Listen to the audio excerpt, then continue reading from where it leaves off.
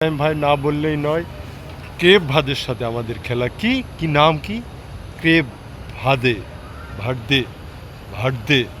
হ্যাঁ, একটা ছোট্ট সেই দ্বীপে, তাদের দ্বীপের সমান একটা দেশ। মোট কথা আছে আমরা বাংলাদেশি। সে মনে করেন ওই যে একটা রাজশাহী যেমন 16টা বিভাগ নিয়ে একটা জেলা ছিল, ঠিক 16টা জেলা নিয়ে একটা বিভাগ ছিল। কেপ ভার্দে ঠিক এই কোয়ালিটির। এই প্রথম বিশ্বকাপে এসছে।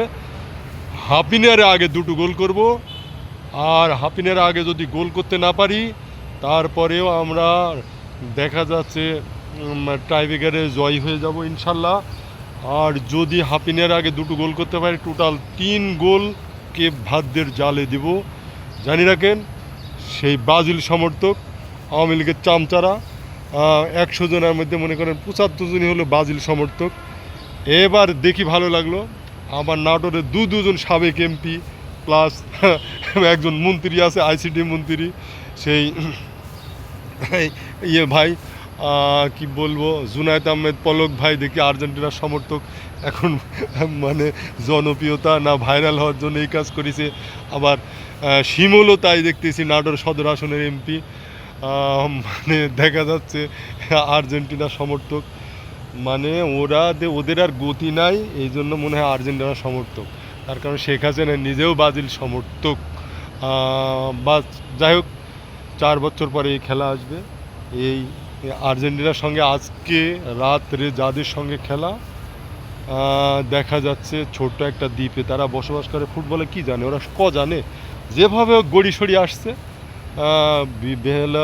ফিফা বিশ্বকাপ যে ফুটবলে আয়োজন করে, দেখা যাচ্ছে ল্যাটিন আমেরিকায় বড় বড় আসর হইতো। আর যতগুলি ক্লাব আছে বিশ্বে, দেখা যাচ্ছে স্পেনে, তারপরে দেখা যায় মেক্সিকো, ইতালিতে, বিশ্বে ফিফার যদিও মানে নিয়ন্ত্রণে পড়ে কিনা জানি না, রিয়াল মাদ্রিদ সবচাইতে বড় ক্লাব। এই ক্লাবের দেখা যাচ্ছে ফুটবলের বড় বড় কারিগররা এখন মডেল হয়ে গেছে, সে কিংবদন্তি হয়ে গেছে।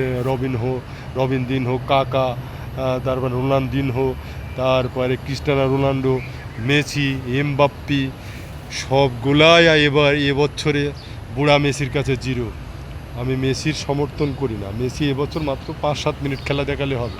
যেমন 18 বিশ্বকাপে 7 মিনিট খেলা দেখেছে, বেশি লাগবে না, বয়স হয়ে গেছে। ফুটবলে যে যত দৌড়াতে পারে সে ভালো খেলতে পারে, এটাই বাস্তব।